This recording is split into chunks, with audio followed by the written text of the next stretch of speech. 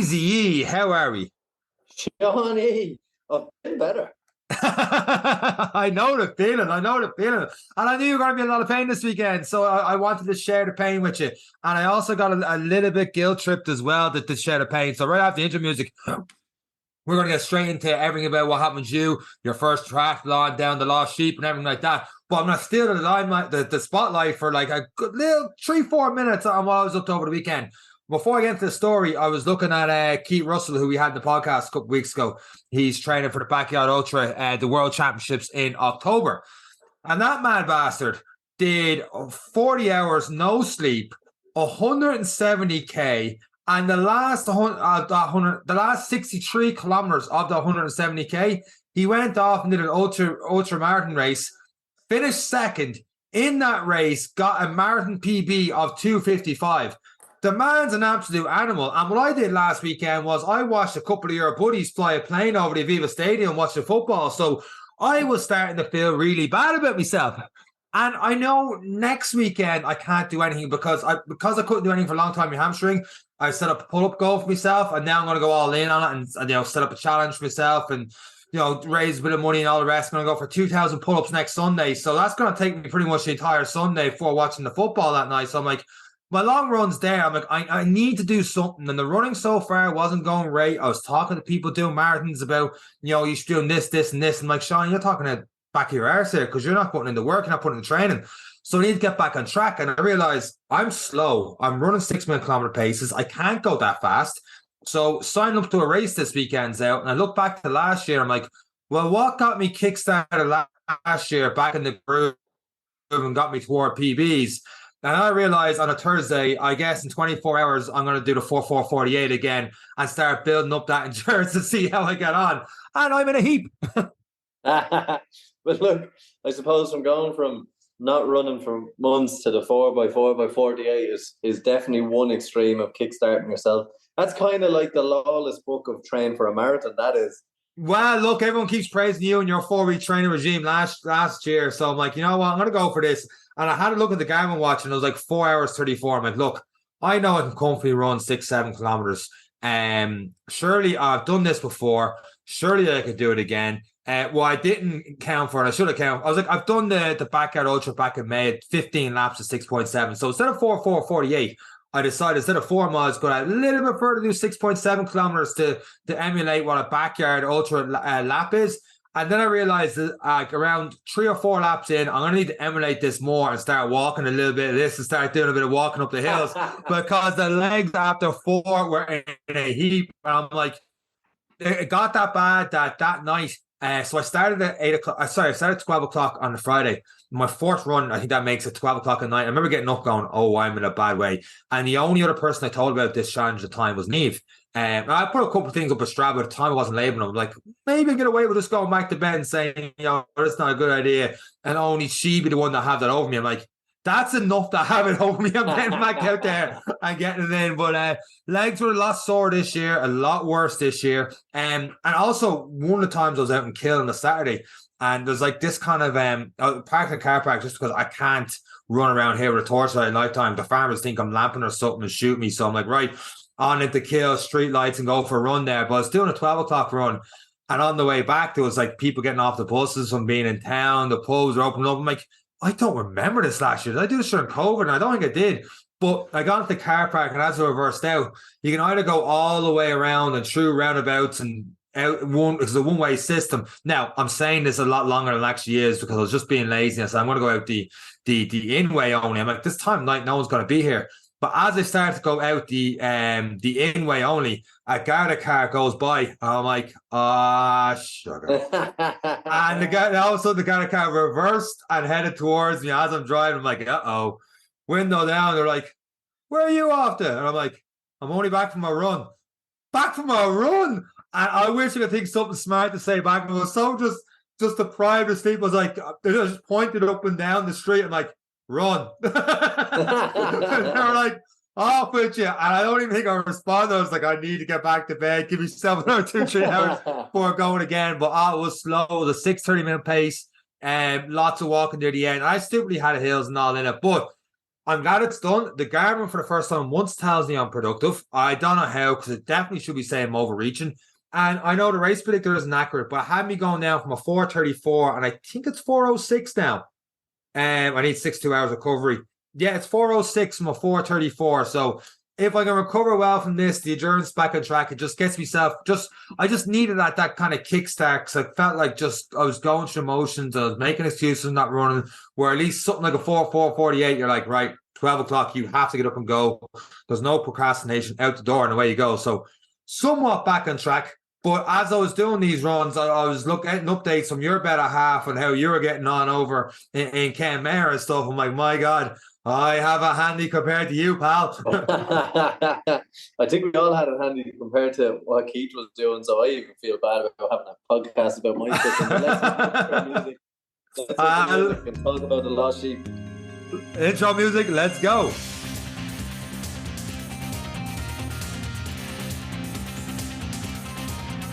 You know, you said let's talk about the Lost Sheep. I really want to talk about your preparation this week for the Lost Sheep, because 1 minute you're going, 1 minute you're stuck in work, 1 minute you're going, 1 minute you're stuck in work, and it was only late in the Friday where like Lorcan Fisher had to help you out to get down there on time. And then I was like, right, he's gonna get down there and he's gonna be set up nice and sweet in a nice little hotel and set for the triathlon next day. But of course, in pure hourglass fashion, that's not exactly what happened. This was the biggest week of get on the bus, get off the bus that I've ever had. So I was due to be covered for it, and with the way things are at the minute, just we're a little bit stretched. So the cover wasn't there anymore, and I found out on the Tuesday in the build up to it. So my training plan this week, or the weekend, the lead up to it, was all built towards prepping for the race day. Then I was told Lost Sheep is gone, and I'm like, oh, this was my first chance to see, have I a half Ironman in? Never mind a full. And Fish was always on about, this one is the one. This is an animal. I was like, and I'm nervous about open water. It was a sea swim, and there was going to be hundreds of people. It was like, right, this just gets me used to that kind of the battle readiness of getting slapped in the head and kicked in the face and stuff. You know, that exposure I needed. I just wanted to have it before the Ironman, and then all that was gone. I was kind of like, oh, what am I going to do now? So I then tweaked my training, went a bit silly then on the Tuesday and Wednesday, went and swam 3.1 kilometers after a 2-hour cycle, just kind of annoyed. And I had planned on doing then my own version of a half Ironman on a Thursday. Yeah. But then I was given a glimmer, and I mean the slightest glimmer of hope. And believe it or not, it's 3 years later, and it depended on a COVID test. And I swear to God, I have never been so happy. So I still didn't know. And at 10 o'clock on Thursday night, so I was coming to Athlone for the 4-day shift on the Friday. Yep. And at 10 o'clock on the Thursday night, I found out I was green light covered on the Saturday. So we got Kay's dad's van. We packed the van, threw the mattresses from the spare bed into the van, the bike, the gear, the whole lot. So finished packing at midnight, into bed, up the next day, drove to Athlone, did the shift. What always happens on the shift? Got a late call, so finished late. Katie was waiting on me. We came back, so we ended up leaving here about 7:45, or was it 7:30 or so? Anyway, we headed down. We got there at 11:10. Oh. Food prep was a chicken burger from a chipper on the way down because we couldn't afford any more time to stop. So we ordered one that was like 40 minutes away and ordered online so we could collect it at a certain time. And I was just, oh my God. Well, that's good forward thinking. Oh, stop eating chicken nuggets and a burger in the van. Yeah, driving down. Google Maps, I swear to God, for the sake of 10 minutes extra, I would have went Limerick, Killarney, Kenmare. Google Maps took us on the worst back roads ever. So not only was it not easy driving, it was hard driving. I was just, Kate was dying to fall asleep as well, and I was like, just check the maps and see, there has to be a better way. And she was like, oh, this is the way. Really well. So anyway, we get there 11:10. Luckily, now I am lucky that the Lost Sheep are very good to me. They allowed someone else to register me. I emailed them all my details, screenshots of my membership, the whole shebang. I'm very grateful. It was the last hurdle, so even driving down there, I didn't know if I was going to be allowed to do the race. And thankfully, they were very stern with me, but I'm so grateful that they let me do the race. Which they have to be as well, though, in fairness. They can't just have anyone just jump into one of these events. No, absolutely. No, I sent everything and pictures of me, my ID, my membership, like I couldn't have sent more. I think I don't need as much to get a passport, but I was very grateful. So anyway, found that out on the drive, so that made the drive a little bit sweeter. And then we got down, so fixing up the bike with a head torch on in a car park, which didn't know where it was, turned out to be right beside the finish line, so that worked out well. Lucky. But I was in the dark with a head torch on, trying to get my gear ready for the morning because I was up at 5, so now it's 11:30. I'm up in 5 hours. Don't know where my gels are. I'm looking for the gels. Where will I put this? And just getting everything together. I'm in a car park in Kenmare, getting the bed ready, getting everything ready, and moving the bike around so we could sleep with our feet underneath the bike and everything. So anyway, you've really brushed over the fact that you're sleeping in a fucking van the night before at this moment in time, the longest and biggest race of your life. Like, you've never done this distance before. And this is all last minute chicken burgers and nuggets, and you're sleeping in the back of it. Like, was it even? You're lucky the weekend, I suppose. It might have been warming up behind that bag. We brought the winter blanket. We were well set up. Like, I know the van was comfortable because as soon as Katie's head hit the pillow, she snored for the entire night. Gone. There goes your sleep. How selfish of her. She never snores. But just to rub it in, snoring away there. So I don't know whether it was the nerves or the fact that I was in a van or the chicken burger. I don't know, but I didn't get a great sleep. I was turning every half hour. I was definitely more nervous than anything else. 5 o'clock, the alarm goes off, and I'm like getting out of the van, pitch black still. I'm like, oh my God, it's Groundhog Day. Getting the bike out, getting this out, getting everything together. And strolling on down to the pier in the darkness, and that's when I met Lorcan. So I calmed down a little bit then, because he was kind of like, you're grand, we just get this, we get that. Turns out it wasn't that grand. They were chasing me out of transition because I still wasn't ready. I was like, transition, closing it out. And I'm like, oh no, what do I need for the swim? I was half dressed in my wetsuit and everything. So anyway, I was just like, just half dressed, just grabbed what I needed for the swim. And I was like, look, I'll take 2 minutes extra in transition and I'll just make sure I'm well set up. So the bike, my nutrition was well set up for the bike. Right. It was for the run. I wanted to have my race belt filled with different things, whatever. But anyway, didn't matter. Got to the start line. I was absolutely bricking it. But the only saving grace was it was like a mirror. There wasn't a ripple in the water. Like, it was amazing. Like, when you talk about the Cork Ironman versus what I was going into, it was bliss. But still, the whole mass start thing was getting in. So I got in the water nearly last. I wanted it because everyone was chomping at the bit in its national series. Like, I wasn't in a race of average people. Like, and it's one thing afterwards, and we get into where I finished and stuff, and I feel terrible when you see where you score. But I was conscious that people were there to go hard and do well. And I was like, you all work away up the front. So when the gun went... this is the National Middle Distance Championship, and to put context on where you're starting, the Ironman, you start at different waves anyway.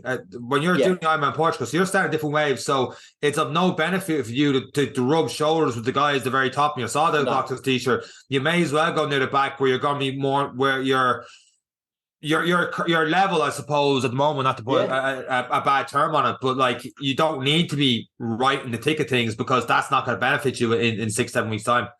Yeah, and look, I didn't know how my swim was going to go. I knew I could do the distance. I didn't know where the sea monster's going to come back and get me or whatever was going to happen. But so anyway, like, I get in the water with 2 minutes to go, and they're shouting 2 minutes to go, and I was kind of, in a way, I wanted to leave at last minute because I didn't want to get in and get comfortable, because the Ironman start is you get the roll in, walk in, and start swimming straight away. So I kind of wanted to walk in, roll and go, and get, because part of the panic with me is in the first 2 minutes when the head goes into the water first and forgetting to breathe and all that, and combating that fear and settling kind of stage. So as soon as I pretty much got in, it was 1 minute, and then I got a couple of breaststrokes, my head in a couple of times. And by the time I just got to the back of the the gun went. So for me, in terms of prep, that was brilliant. And I kind of did nothing for a second. I kind of just watched the madness. And then I was like, right, I'll start swimming now. But I'm not as bad as I was 8 weeks. When did I start swimming? 9 weeks ago. And I actually started to catch people. And I was like, what the hell is going on? So I'm swimming. Were you worried you're going too fast this stage or not pacing yourself? Or you were just like, I'm feeling it now. This is my pace. Yeah, with the salt water, I was just, my hips were higher in the water. I was more efficient and I was swimming at my easy pace and I was just feeling good. But again, I had no idea my pace. I just knew I was passing people and people were getting in my way now. And I'm like, oh my God, this is fantastic. So eventually, I don't know what it was. So when I was in the middle of the group and I did this myself, I don't know, maybe someone can come on and tell me how it is. But when you're in the pack, I just found everyone turned into sheep. So they're just looking. So I think, because I'm not great at sighting, so looking up, seeing where I'm going, I'm surrounded by two people. I'm like, they know where they're going. So I just keep swimming and making sure I'm the same distance from the person beside me. And at one point I looked up and I was like, where the fuck are we going? The boy was like in our 2 o'clock and we were all swimming out for 11. I was like, have I missed something here?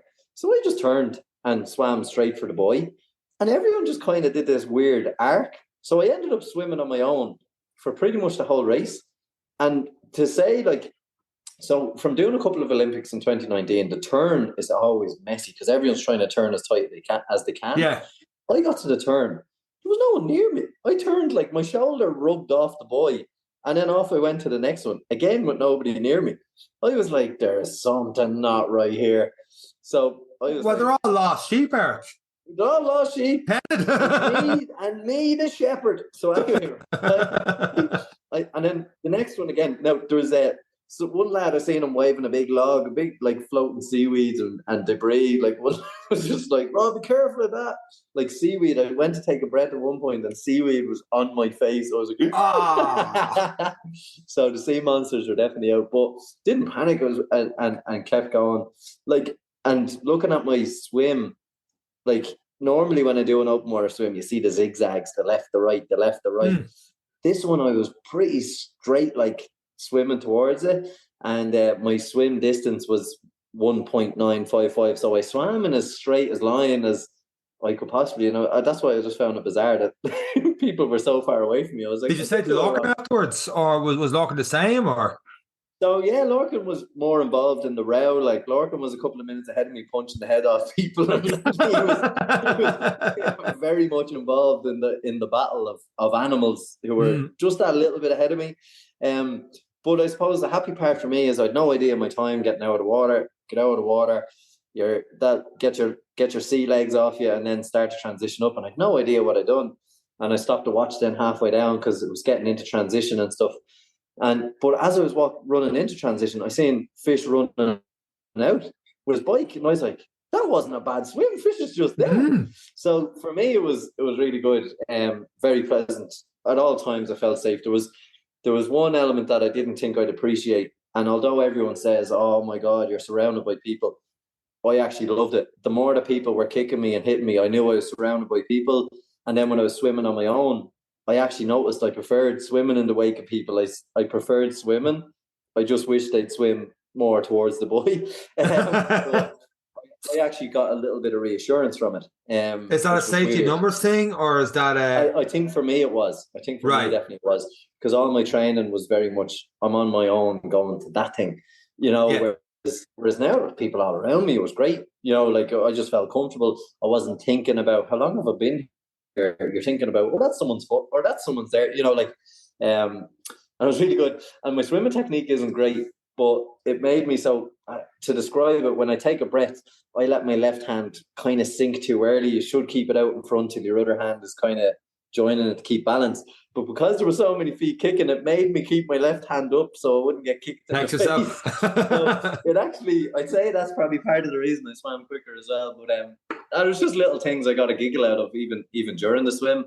But felt really good, felt comfortable, and getting out of it, I didn't swim hard, so I was like, yeah, there's definitely another 2K there. Like, so. And at this stage, you checked. I know you said you were halfway through. You checked the time, and you saw Fisher ahead. Maybe you only noticed this afterwards, but did you have a time in mind for the swim at this stage and the time you came out? And was it much of a difference now? And were you feeling good? Or because you said you were feeling better in the seawater compared to different lakes you swam in. Was it much difference time, better, worse? Or how are you feeling at this stage? Yeah, so I didn't know. So I got on the bike and I headed off on the bike and just settled into the bike. And it was only when I was settled up and going out the road and kind of calmed down, I suppose, from transition. I looked at my Garmin when I was kind of settled, and I looked at my last activity saved, and I was like, 2:09. Oh my God, it was only 40 minutes. This is brilliant. So it was only when I was about 10K on the bike I realized how well I did on the swim. So, and I stopped my watch a little bit late. So it was actually, it says 41 minutes. I think I got out of the water and I don't know, by the time I got up the ramp, probably 40 minutes. There was a minute there. So it was about, 2:08 average swim, which was really, really good considering 9 weeks ago it was a 3:10 average in the lake here. So there's nearly a minute off swim time in 9 weeks there, which was, for me, really, really good step. On the Instagram, we have the transition here coming up in the bike, and you look like you're happy, good to go. How you are getting on that new bike? You look. Now, I say this is completely unexperienced. It looked like you're trying to just gather your feet. You're just getting yourself set before you head off for that bike. Is that fair to say? Yeah. You didn't exactly like jump on at full speed ahead kind of thing. Is that because of the new bike? Is that because just you were like, you know what, this is... It was a training day. And that's one thing, like when I look at the results of the race, and that key word is race. Yeah. I wasn't racing. I was training / surviving. I'd never done it before. So a lot of the people around me, they're racing. Like they're as fast through transition. Like Lorcan's racing. He's hunting people. I'm like, just there to take part, just see how I'm going. I have my own plan. And if my own plan goes to plan, then I did well. So like that transition, I just took my time to say, will I put on socks? Yeah, I'll put on the socks. Like I just took that little bit longer. I don't know about wearing socks in Portugal because it did take a long time putting socks onto wet feet. I'd probably rather get off the bike and then put on my socks for the run. So little things like that. But it was just about being calm, and that was the whole idea. And that comes into play as we talk about the cycle as it goes later on. But even getting on the bike where you forget something, trip, fall, anything. Like I spent so long trying to get to this Beck and race, I wasn't giving it up just there and then. So again, get on the bike, find just a settled pace. And within, I'd say after the first turn out of town, I was well settled. I was comfortable. Gotcha. I was in the position. I was like, yes, I'm out of the water. I know I can cycle. Not as good as everyone else, but I know I can do 90K. So I wasn't worried. Slow as smooth as fast and all that, I suppose. Yeah, that was exactly it. But and the best part is I had so little prep time. Like normally I'd be looking at the GPX file. I might have put it on the Garmin. I might have done this. Like I was only putting the extra bottle racks on the back of my bike the day before. So like, do you think I had time to put the Garmin GPX file on? So everyone was like to me, is this pass or this hill? I was like, I've no idea. I just know I've done 14 kilometers and we're going up. So like it was kind of nice not to know what was coming. It was kind of nice to be just in the dark and just take it. So the plan I went out. But having said that though, would you have a GPX file then for the full Ironman? Yeah, so it would be good to have again for the mental state. Okay. Because you can see when the hill is coming. You can kind of add in it. I just call it more awareness. You kind of know what's coming. Like I didn't know if I push really hard on this flat, is there going to be another hill coming up again? Am I going to be able to recover in time? Like little factors like that. Now, when it came down the last one, I was like, so yeah, look, I'll get into that as we talk about the climb, and we'll try and keep it in sequence. But as we were heading out, like the climb, so the plan I had was decided on Friday evening here with Owen Connolly. We were talking about cycling. He's done it, I've mentioned him before. And I was like, what about the climbs? And he was like, look, don't go over 300 watts, like 270 to 300, because you have to add power if you want to get up the hill. And then just stick to what we do on the Greenway, you're 180 to 220, whatever, and you'll get on fine. Yep. So on the flats, 220 watts, like a bullet train, 35, 40 kilometers an hour, whizzing past people. I'm like, nah, something has to give here. This can't go on. Get to the first hill. Healy Pass. Does that make sense? Someone might correct me on that one. I think that's the first one. So it's a big old climb. Anyway, pretty much you're climbing over the mountain to the far side before you cycle and then climb over the mountain to come back. That's essentially the loop, the Beara loop, with rolling hills in between, of course. So going up the first one, I was like, oh, we've been climbing for about 2 kilometers. I think this is probably one of the hills. But I set my power, sure enough, 270 to 300, the odd time going up above 300. Everyone starts to pass me out, and I'm like, yeah, fat lawless can't get up there. Man. Everyone. So even though I'm churning out the power, like 60 kilo person bloke on a bike comes past me, he's probably pulling the same power and he's about 5 kilometers an hour quicker than me, and I'm just like, don't panic, because I wanted to race everyone. I was like, I can keep up with that, and I knew I could keep up with it, but it was about seeing how I felt with that game plan, because that has to be extended for another 90k. I've never done it before. It's hook. Like, I've raced electric bikes up hills. I was going to bring the electric bikes up there, but by knowing you're getting a break, you're not doing the whole 90 straight through or leading to what a game plan for 180. That was literally get to the top of the hill against electric bikes. So you can't blow it that early. Yeah, so that was it. And it was just a case of, okay, I might see you in a while. But the thing about the descents are that steep. It doesn't matter what your weight is. You're going to gather speed until you've no gears left either way. So I wasn't catching them. And then on the flats, that's where I really, really made, or at least kept pace with a few people who were in or around my level. Like, they'd pass me up the hill and they'd all laugh and were like, oh, you'll see us on the flats. And I was like, you're dead right, I will. And then, like, you can tell I've trained on the Greenway because it's flat and it's constant power. And sure enough, I was holding constant power. But for me, like, I was like, if I do this cycle, especially all those hills in 3.5 hours, that'll be really impressive. And I didn't look at speed once. So am I going to finish? I'm only averaging 12 kilometers an hour, 26 kilometers, or whatever it was. I just said I'm going to stick to a power because it's slightly shorter. It's 83 kilometers, but it's a hell of a lot of climbing. But I did it in 3 hours, so a half hour quicker than I had anticipated. Yeah, so for me, that was brilliant given the amount of climbing, because the amount of climbing in Lost Sheep is the same as Portugal, except Portugal spread out over 180k. This was all of that climbing in 82 kilometers. So for me, that was a big positive, that because I said to you, I'd love to be 6.5 hours on the cycle. You know, I done this one in 3, which is twice the climb. So in essence, it should be quicker, not majorly, but it should be slightly faster. Yeah. Because you're not climbing as much. So really, really happy with that. Like, the hills are something else. Descending, I think my top speed, I ran out of gears.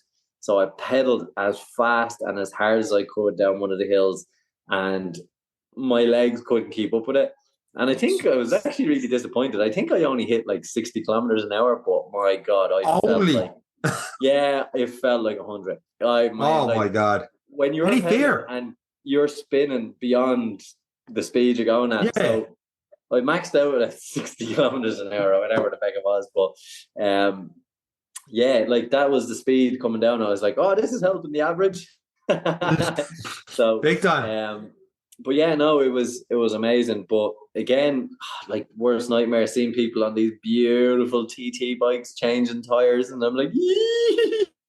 Oh, I'm well ahead on the race, and I got a good few compliments on my bike as well, but I didn't know were people just taking the piss out of me because they were passing me out, or did they actually think my bike was nice. But I'll take them anyway. But yeah, it was really, really good. I was happy when I came in, because again, it was ahead of the schedule I had anticipated. So for me, a good game plan, well executed. I wasn't tired. My nutrition was a key part of this one as well. Right. So I took a gel just before I got on the bike, just to maximize after the run, getting in until I got settled. And then I was using Morton gels, which have been recommended by Rachel and Brandon, because it gives nearly 90 to 100 grams of carbs in one bottle. So one sachet is more than enough of what you need. Like, it's huge. Morton gels, I haven't heard of them. Where do you get them? So you can get them online. I won't give away all my secrets just yet. The price may go up, but they are not cheap. But the sachets that went into the drink are phenomenal, because normally I'm like, I need to eat something. It was the first time I drank 3 bottles of water or syrup. So 1 every hour. I made sure to get 1 every hour in, and that is the game plan for the Ironman. Not once did I feel hungry, and that's unusual. Not Is that once. 90 grams of carbs an hour then, is it? I think it's 100. 100 grams of carbs per hour. Yeah, Okay. in a bottle. Jeez. So it was amazing. And the biggest thing for me is, and this is something to do with the race, I'd used them before in a cycle and it was grand. But with this one, it was like, am I going to get the shits at some point? So, but absolutely amazing. So it worked really well and cycled really well. Came in 3 hours, which for me was brilliant. I was very happy with that, considering holding 140, 150 watts for an hour nearly killed me 10 weeks ago. So like this was a big pinnacle in the cycle. So I was absolutely on cloud 9, got into my good running shoes. I knew the course was hilly because I've heard people talking about it. Didn't do my research, same as the cycle. And got on my run shoes, run belt, shoved a few gels in the pocket, and away I went. First K, 5:15. Oh my God, I felt so good off the bike. I was like, this is brilliant. I made myself slow down because I was running too comfortable. I was like, nah, you won't keep this up. Slow it down. 5:30, 5:45, 3K. I was like, now we're nicely settled. Just at that point, you take a right turn, and I am looking up a never-ending hill. And I am like, oh, for fuck's sake. So, like a champion, I start churning away. Heart rate's rising. And this is kind of where, and I know Keith talked about it, my initial plan was to be down there Friday morning. I was going to drive probably the cycle route. I was going to have a look at the run route, maybe cycle it, the run route, just to see what I was getting myself in for so I can melt the plan. I did not know how long this hill was going to keep going up for. So straight away, that 5:15, 5:45, and never doing a half marathon off doing it, I was constantly afraid of blowing up. So straight away, I was like, this is going to be hard. Took a gel straight away just to sip on. And every time I felt, so it got to that stage, like the hills on this half marathon were that steep. It got to a stage, I was running beside a girl. She was running up the hill with me. I was running up. I looked down at my pace. We're running at a 6:45, sometimes 7 minute up this hill. It's that steep. So I was like, why am I running? Yeah. I was like, that mentality of you have to run the half marathon or you didn't run. I was like, no, we're surviving. Started walking. She's still running beside me. Wasted more energy. In fairness to her, not for long. She did end up kicking on in different stages. But for me, it got to the case of if I'm going uphill and the quads start burning, just walk it and we can deal with it later, which was a bit frustrating because I thought it would only be for this section. Because I seen everyone coming back down the hill. So I was like, oh, great. I know I'm going to be able to run down the hill at least. Yeah. But it just kept going all the way out for the first 8K. Pretty much you're up and down on rolling hills with a few flats in the middle. So you can see from my run times, if anyone's following me on Strava, like I was so surprised at the finish line that I averaged a 6:28 or a 6:38, something along those lines. Right. I was shocked because there was that many hills that even though they were only 20 minutes of a steep hill or 20 meters of a steep hill, I walked those 20 meters and then jogged on. So every time I'm seeing the clock go to a 9-minute kilometer and then back to a 5:45 and then a 6:10. And so I was like, this is going to be hours. I am never getting home. This is horrible. And it was warm as well. So it was good warm weather training. It was 19, 20 degrees. Not a breath of air, which was fantastic for everything else, but it was warm. You're really not losing that much time though on the hills. You're only like if you're only going 20, 30 meters, you're walking instead of running. You see the watch go 9-minute kilometer, but that doesn't mean it took you like you're walking for those full 9 minutes as a kilometer, an extra 3 minutes added on. Like so it cuts down a lot. I just decided to cut you off there. You're talking about the quad burning and stuff as well. Did you get that a lot on the bike, or is this the first time it's really kicking in now on the run? So this was the first time. This was the first time in a run that I was like, oh no, we're fucked. Right.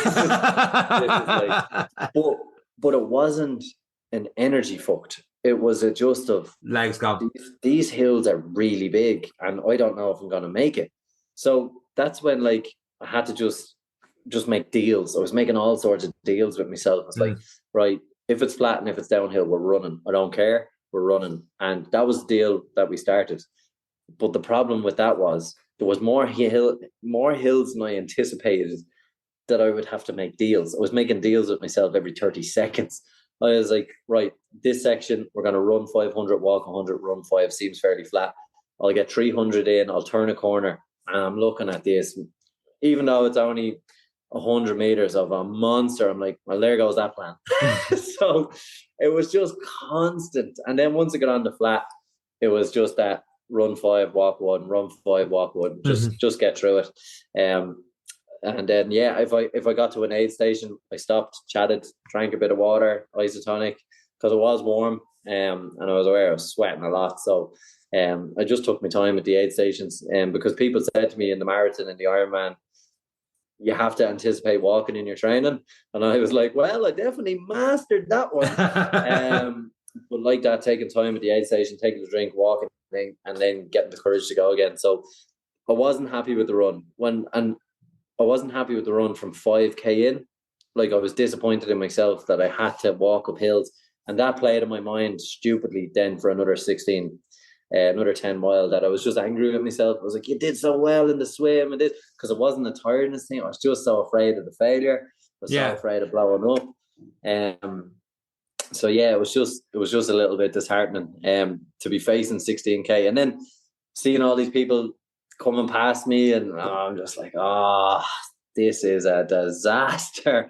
So I didn't really know what time I was going to finish, because with transitions I wasn't adding all the time, and it's just like, this is a nightmare. But then the last kilometer, they put markings on the road. Now luckily I knew that I got the satire in the road markings, but with about 5K to go, only because Lorcan told me, is like, there is a hill within the last 5K that is an animal, and just before that there's road markings spray painted saying all flat from here, 3 big smiley faces. And I was like, well, that's a lie. So, my God, this is a mammoth of a hill. And look, there's people out there that were running 4:10 pace for this entire race, and it is amazing. But yeah, it just wasn't me.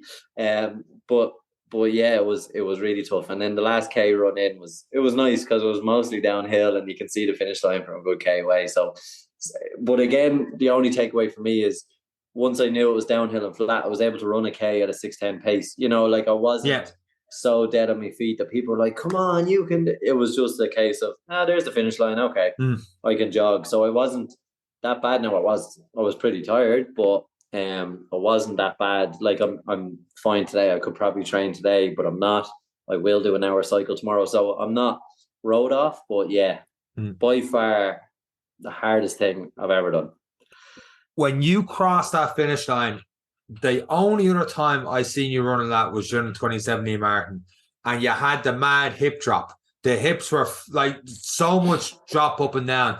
And I was like, oh my God, this is going to take a long, long time to recover from that. Like, I don't even think you were running like that in Cork that time.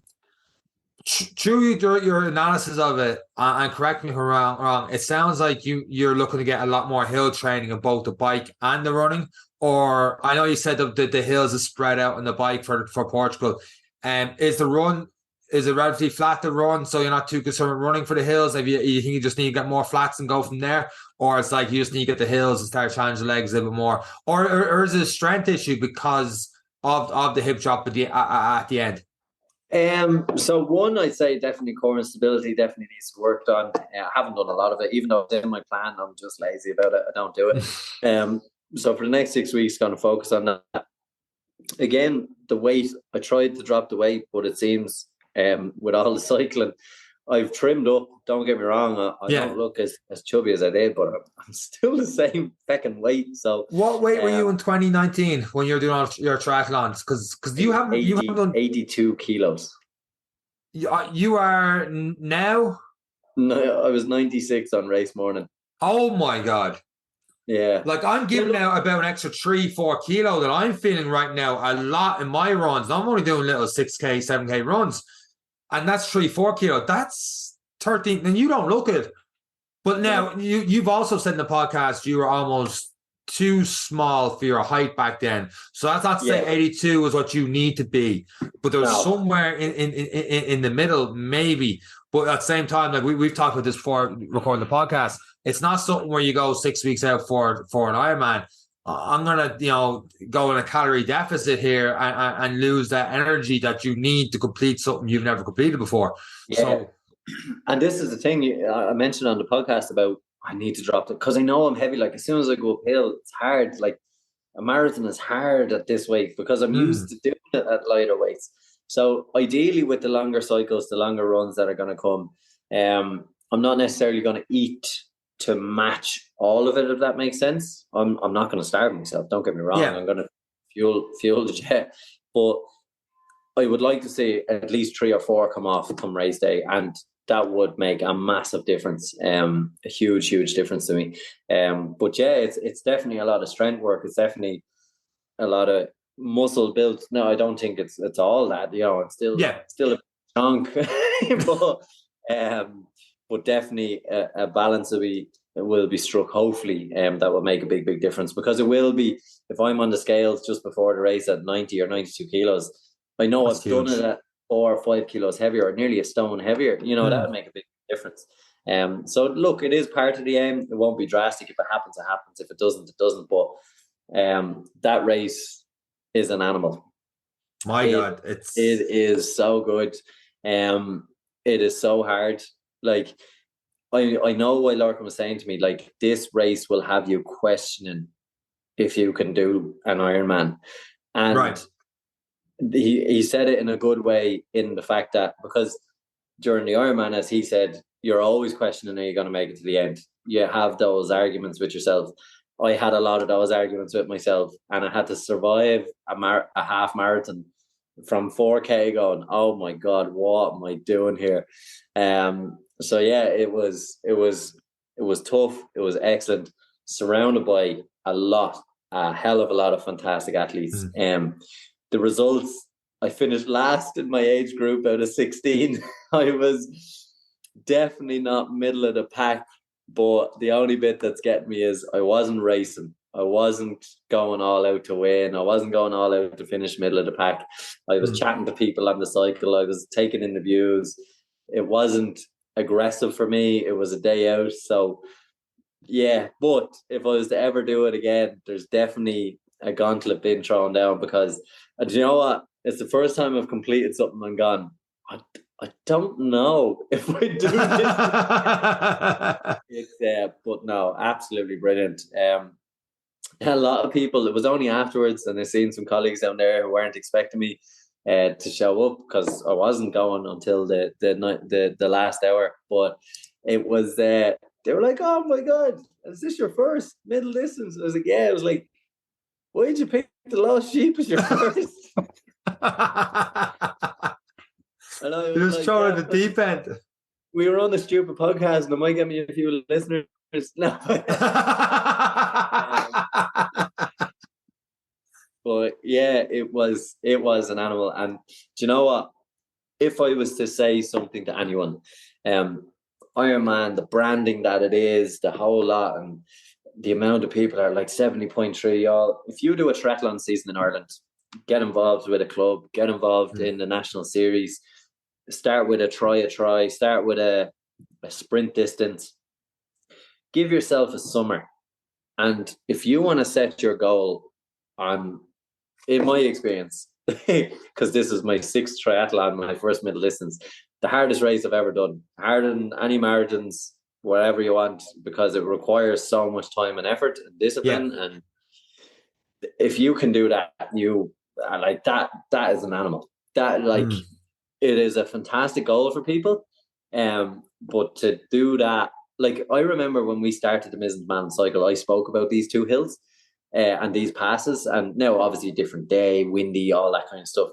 But I just remember them being so difficult. And here I was after a swim, coming up them, looking at the view, singing away to myself, holding 200 80 watts. So for me, it was a testament to what can be done. The only difference probably I would do next time, look, with work schedules and stuff, it wasn't great. It hasn't been clean training for me. I haven't been able to do races. I've signed up to 4 triathlons, and this was the first one I got to do this summer. So it hasn't been the most perfect training due to work commitments, but hopefully the next 6 weeks it will change. But absolutely amazing race. The staff were amazing. The support groups were amazing. The people giving out the nutrition were amazing. Like, it was absolutely excellent. Really?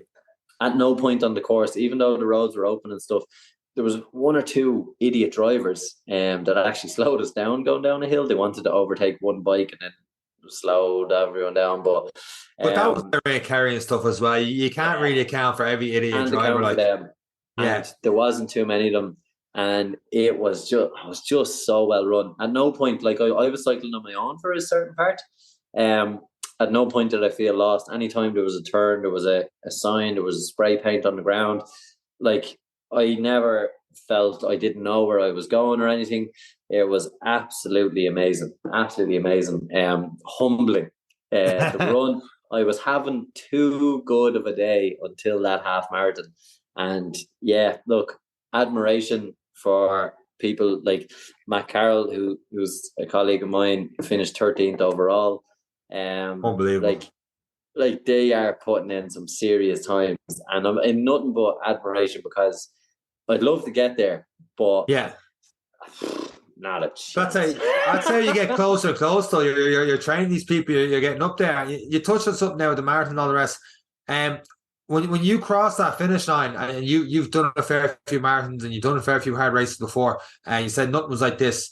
Your immediate thoughts, was it oh my God, thank God that's over, or oh my God, now I know what I need to do, or was it relief, or was it like, how did you feel across the finish line from that one? It was relief. It wasn't thank God it's over. I was actually more embarrassed by my run. So instantly I was so embarrassed that it took me 2:15 to do a half marathon, even though it was the hardest half marathon I've ever done, regardless of what happened before it. Even still, I was just so embarrassed. I was like, okay, I need to go cycling in the hills. The turbo was great. The greenway was great. Like, you could tell I had trained on the greenway and the turbo, because as soon as we hit the flats, past everyone, I was doing great, 42 kilometers an hour, whatever. But I need to get into the hills. I need to get out there, take on a few, and then running off that as well. I needed to take on some serious big running afterwards, just to make, it's not going to get any easier. It just means I'm more comfortable over the longer distance. So yeah, that's how I felt afterwards. I was pretty tired. Like, I sat and lay on the grass, and like within, I'd say 30 seconds, no sooner than I sat down, because I was just hunting shade. I was running hot. Like, I was warm. Hot day. And within like 30 seconds, within 30 seconds, Kate was like, all right, sure, come on, we get you a shower and we'll go get the bike. And I was like, will you give me? So it wasn't that. I was like, I'm so glad this is over. No, I think I told Lord Fisher to go fuck himself. I'm never doing a race with him again, and all that kind of stuff. But in reality, it was just embarrassment for myself. It was humbling to go, you're not ready in this area, and long cycles and long runs off that cycle and longer runs again have to be done in the next 6 weeks. So, but if I do that, I can arrive to a start line going swim, okay, bike, okay, and at least a half marathon or 25k, okay. So that's what we're going to try and achieve over the next little while. So correct me if I'm wrong. We were on a podcast a couple weeks ago. I can't remember what episode, and you were talking about, I put you on the spot about the Ironman and your distance and the times for each one. You had around 2 hours for the swim, roughly 6 or so for the cycle.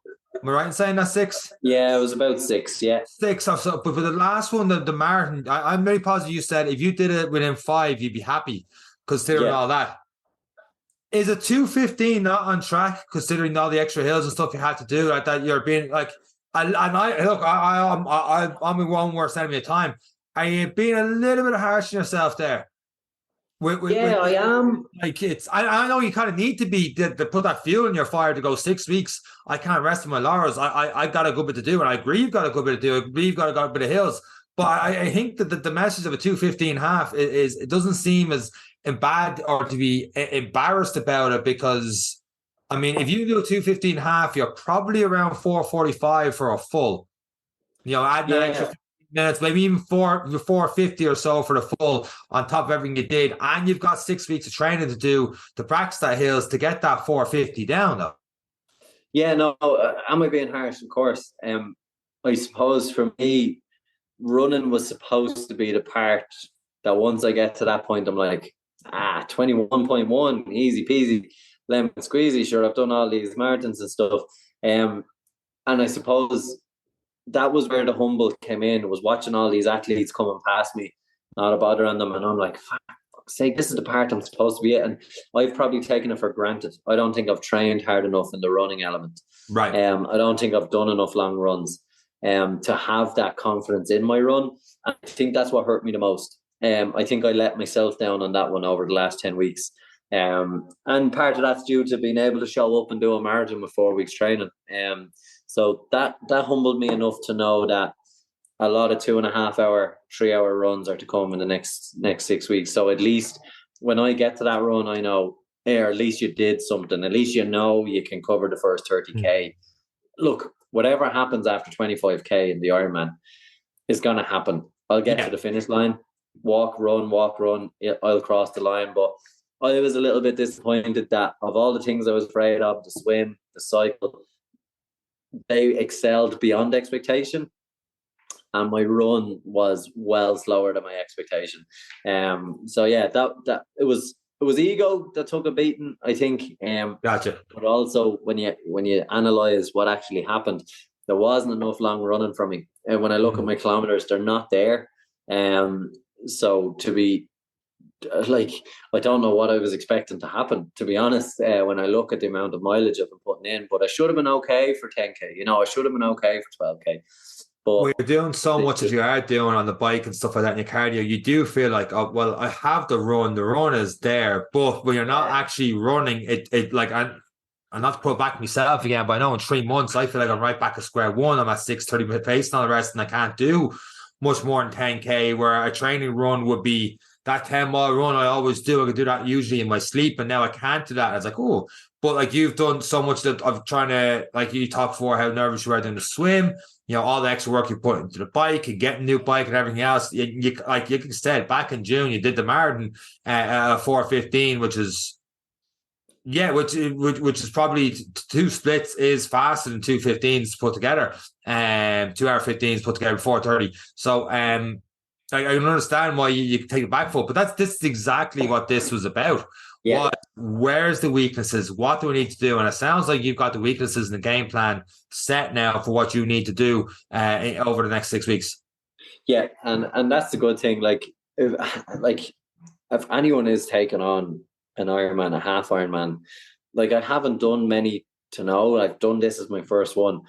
But if you want to learn a hell of a lot about yourself in terms of how good are you on a climb, how good are you on a flat, how good are you in a sea swim, how good are you in a run that involves a couple of hills, that involves downhills, like it's punishment. Like, I'm going to be honest, if I go and sign up for the Dubai half Ironman, which is a flat course and a flat run and a flat sea, I'd do it tomorrow. Not a bother. And having done that race, I'm struggling to see like what other one could be as hard as that. That was horrible. But the only bit that kept me enjoying it was the fact that I was ahead of schedule and I didn't know what was next. And when I arrived into the town, I was like, geez, I got it in 3 hours and I had the swim for confidence. I was really, really enjoying the race. I didn't mind the hills. So cycle fitness, swim fitness, I worked really hard on them because I was afraid of them and just neglected the one element I probably should have been maintaining as my stronger point. Because it should be, out of the three of them, the running should be the one that came of it. But also, look, running at 96 kilos is not as easy as it was at 92 kilos at the Cork Marathon as well. So, look, we just need to kind of shed down them kilos a little bit to try and make that a little bit easier over 42.2. Like, so, yeah. A lot of lessons learned, and if you want to learn lessons about yourself, if you want to give them a go, build up to a race like this, and then by the way, the medal class. Wasn't wooden, no. Wasn't wooden. The bag, you got a great training bag with it as well. Absolutely amazing. So good, yeah. And you got a little hat as well. I have to say, fantastic. Deadly. Absolutely brilliant. Yeah, no, very, very good. Very well run. Absolutely seamless. Apparently this is the first year it's been good weather. So you're welcome. I brought the good weather. But yeah, it was absolutely amazing. It would definitely be something I would sign up to again. Knowing what I know about it now, I'd be setting up with different goals. I would be racing people up hills. You know, I treat it like a national series race of how well can I do. But for what it was, and that's what I keep reminding myself of, it was a training day. It was the first time I've done that distance, and the three of them together. It's a sign that two of the training plans are working. One of them I need to work harder on. But if I can just trust that process for the next 6-7 weeks, I can at least arrive to the start line and go, okay, we have done the work. Let's just see what happens. Well, you'll find out in 3 weeks' time where you're at, because I think you've got the Dublin Half Marathon in 3 weeks' time on the 23rd of September. Yeah, and I'm using that as a very, very big kick in the arse. Yeah. So yeah, and that is what I'm going to do. So it's just for a confidence. If I can get around that course in a time that's reasonable for where I am now, because let's be honest, I still have to focus on other two disciplines. I can't burn out now at this stage. But if I can get around that course in a time that I can go, now that's better, then I'll be even more confident then going in that if just keep everything ticking over and get to that stage, it'll be absolutely phenomenal. But if you want to suffer, 100% would recommend the Lost Sheep. You're looking at the biggest Lost Sheep here now, before, during, and after. And I'm straight back into work the next day as well. So yeah, it's been a long weekend. I slept for 9 hours last night. It was absolutely beautiful. Looks like you need another 9 hours sleep. So with that said, we'll wrap up this episode of the Any Given Runday podcast, unless you got anything else to add to this week's episode. 8,000 calories burnt as well, if anyone wants a big night out after a training session. No, that's where the 96 kilos coming from. You're eating the mystery solved. And on that note, thank you for listening to this week's episode of the Any Given Runday podcast. That's it for myself and Eric. Take care. Bye.